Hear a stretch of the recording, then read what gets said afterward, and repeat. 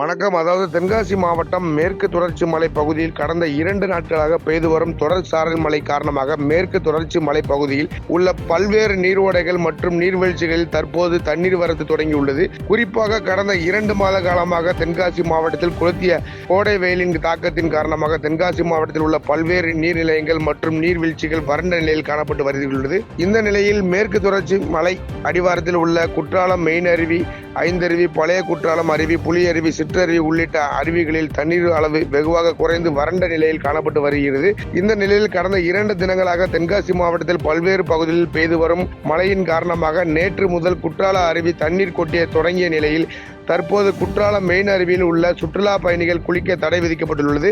குறிப்பாக குறைந்த அளவே குற்றாலம் மெயின் அருவியில் தண்ணீர் கொட்டி வரும் நிலையில் மலைப்பகுதிகளில் மழையானது தொடர்ந்து பெய்து வருவதால் பாதுகாப்பு முன்னெச்சரிக்கை நடவடிக்கையாக குற்றாலம் மெயின் அருவியில் குளிக்க தடையானது விதிக்கப்பட்டுள்ளது. மேலும் மழை குறைந்த உடனடியாக குற்றாலம் மெயின் அருவியில் குளிக்க அனுமதி வழங்கப்படும் எனவும், அருவிகளில் ஐந்தருவி, புலி அருவி, சிற்றருவி, பழைய குற்றாலம் அருவி ஆகிய அருவிகள் உள்ளிட்ட அருவிகளுக்கு சுற்றுலா பயணிகள் வழக்கம் போல் குளிக்க அனுமதி வழங்கப்பட்டுள்ளதாகவும் போலீசார் தரப்பு தெரிவித்துள்ளது என்பது குறிப்பிடத்தக்கது.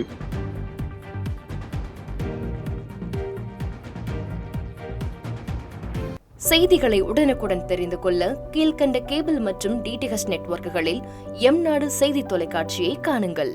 பாதகம் செய்பவரை கண்டால் நாம் பயம் கொள்ளலாகாது பாப்பா. மோதி மிதித்துவிடு பாப்பா, அவர் முகத்தில் உமிழ்ந்துவிடு பாப்பா. அண்மை செய்திகளை உடனுக்குடன் தெரிந்து கொள்ள இணைந்திருங்கள் எம்நாடு தொலைக்காட்சியுடன்.